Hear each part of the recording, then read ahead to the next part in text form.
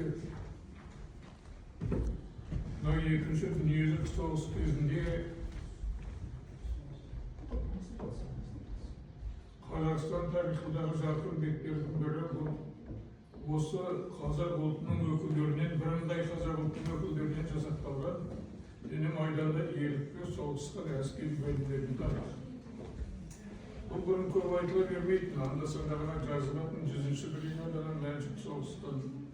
Одан кейін сол бригаданың кейін дивизия қосылған, сол дивизияның командирінің орынбасары болған Әбілқайыр Баймолдин сияқты сондай адамдарға байланысты айтылатын жеке ұлттық құрамалар. Соңғы жылдары Москваның архивтеріне олардың жаңа бір ризашылығымыз солардың бәрін ашты. Әсіресе мынау осындай жас талантты ғалым бар, Алмас Әбдіғалиұлы Жүнісбаев екеуміз Москвадағы Подольск қаласындағы қорғаныс министрлігінің архивінде жұмыс істедім. Осы Қазақстанда құрылған әскери құрамалардың тарихын, документтерін бәрі жаңағы сол бірін қалдырмай түгел сол енді журнал боевых действий дейді, оған тиіскен жоқ дейді, оның ішінде бірде-бір адамның есімі жоқ, бірде-бір жердің аты жоқ. Осы шабуылда жүрген құрама қоршауда қалса, құжаттары немістердің қолына түседі. Сондықтан ұрыс біткеннен кейін исторический формуляр дейді, солардың ішінде жаңа бәрін отырып байыппен адамдардың есімі, жер аттары бар бәрі. Соларды түсіріп алып келіп, біз осы Шоқан Уәлиханов атындағы тарих және этнология институтының қолжазба қорына тапсырдық. Ал енді соның ішінде жаңағы ұлттық құрамалар да бар. 1941 жылғы 5 қарашада Мемлекеттік қорғаныс комитеті Кеңес одағының шығыс республикаларында сол ұлттардың өкілдерінен құрылатын атқыштар бригадалары мен атты әскер дивизиялар құрылсын деген бұйрық шығарды. Енді әр республикаға бөлінген бөлшек бар. Мысалы Қазақстанда 2 атқыштар бригадасы, біреуі 100-ші бригада Алматыда құрылған, Мәншүк соғысқан.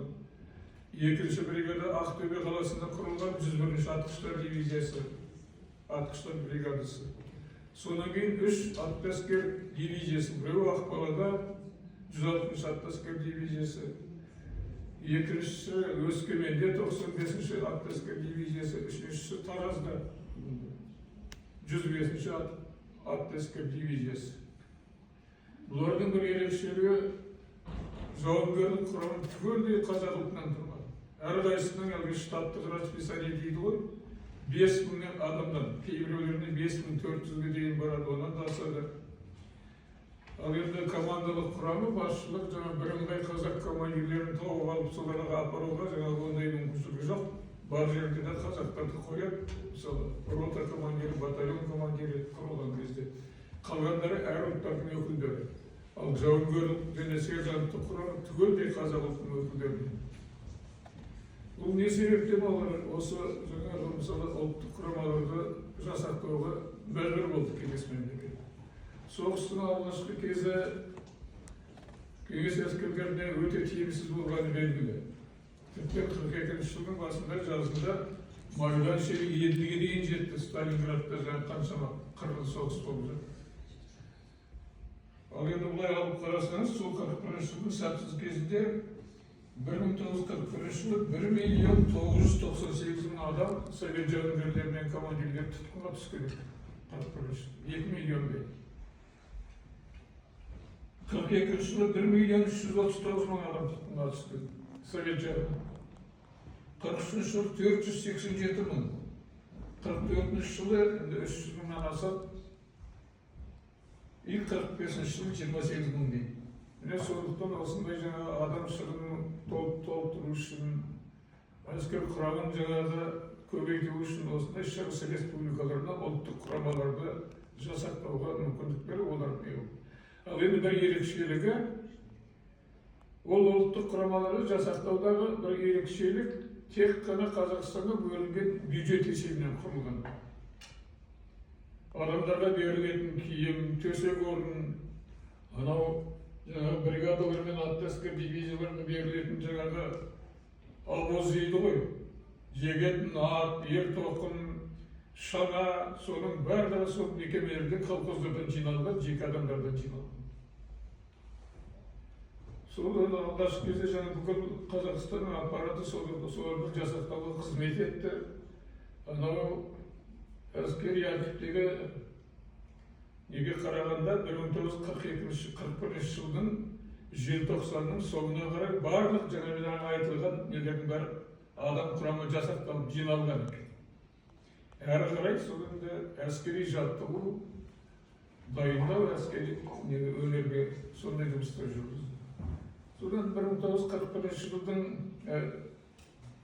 42 жылдың басында көктеміне қарай мысалы 100-ші атқыштар бригадасы дайын майданға жіберілді.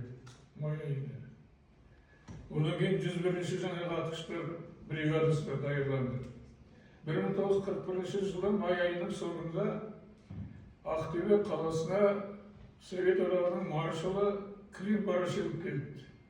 Мемлекеттік қорғаныс комитетінің атынан Ақтөбеде құрылған атқыштар бригадасының жаңағы жауынгерлік дайындығын тексеру үшін инспектор ретінде. 2 күн бойы Ақтөбеден 40 шақырым жерден Алға ауданында жаңағы әскер бригадасы әскери ойындарын көрсетеді, өнерлерін көрсетеді. Разы болған Клим Барашев жаңағы соңғы жиналысында митингде сөз сөйлеп айтыпты. Мен мемлекеттік қорғаныс комитетіне Ақтөбеде құрылған 141-ші атқыштар бригадасы майданға аттануға әзір деп айтамын дейді. Мен сол жаңағы 2 бригадты жаңағы сол Іржел, Вязма дейді, сол плацтар, сол әрі қарай сол майданға жіберіледі. Ал енді оған қосымша тағы бір жаңа дерек, сол 100-ші, 101-ші жаңа бригада Псков облысының жақын жерінде солардың қасында 8-ші Панфилов дивизиясы соғысқан екен. Бірінен кейін бірі тізбектеліп қатар жатыр. Бір жаңағы несі қиындығы, ол кезде Сталинград шайқасы жүріп жатыр. Жаңағы бағыттардан Сталинградтағы әскеріне көмекке әскер апармас үшін Сталин жаңағы Жуков деген қолбасшыға тапсырма берді. Сол жаңағы солтүстік батыс майданында сол жақта шабуыл ұйымдастырды. Әдейі. Өйткені олар жаңа әскер күштерін шығысқа қарай Сталинградқа жібермесін деп. Енді бір айта кететін нәрсесі Жуков әрқашан жаңағы артық қимылдаған. Адамдардың, жауынгерлердің өмірін аямаған. Шынын айту керек сол. Сонда жаңағы айтамыз, жаңағы 100-ші атқыштар бригадасының әшік соғысты. Апарғанда жазық жерге бет-бет жаңағы атакаға шығарады. Бір аптаның ішінде, 5 күннің ішінде 100-ші бригададан 753 адам таза болды. Мені адам күшін қалай аямаған деген сол. Мені осындай нелерден кейін жаңағы бір бригада жаңа әрі қарай жақсы соғысады. 43 жылдың аяғына дейін соғысқан жаңа 101-ші бригада, 100-ші бригада. Бірақ жаңағы адам саны ұлттық құрамы, алғашқы шақырылған ұлттық құрамынан 1 жылдан кейін 20% адамдар қалыпты. Ал енді оларды жаңа бірыңғай қазақ ұлтының өкілдерімен толықтыруға мүмкіндік жоқ. Кез келген жаңағы әскерге дайын адамдар майданда енгізеді, сөйтіп жаңағы біртіндеп олар өздерінің ұлттық статусын жоғалта бастаған. 1943 жылдың соңында жаңағы 100-ші бригаданы 100-ші атқыштар дивизиясымен қосылды. Ол дивизияның командирінің бірінші орынбасары полковник, кейін полковник атағын алған Әбілқайыр Баймолдин атақты. Ол да қаза тауып, жаңағы Невель деген қалада Мәншүкпен екеуінің моласы қатар жатыр. 101-ші бригадты енді ұлттық құрамын жоғалтқанымен, өзгерткенімен 44 жылдың шілде айының аяғына дейін өзінің статусын сақтап, өзінің номерімен соғысқан. Ақтөбеде құрылған бригада. Ерлікпен соғысқан. Содан кейін бар 92-97-ші дивизиялармен қосып, әрі қарай кетеді, сол соғыс жолын Германияда аяқтаған екен. Ол бригаданың құрамында Muzaffar Әлімбаев, немесе жаңағы Хакім Бекішев деген батальон командирі. Сондай адамдар ерлікпен соғысқан жаңағы бригаданың жаңағы несінде бүгін соңғы зерттеулерде кітаптарда айтылады. Ал енді атқыштар аттасқа дивизиялардың тағдырына келсек, ол сәл өзгешелеу. Өскемен қаласында құрылған 85-ші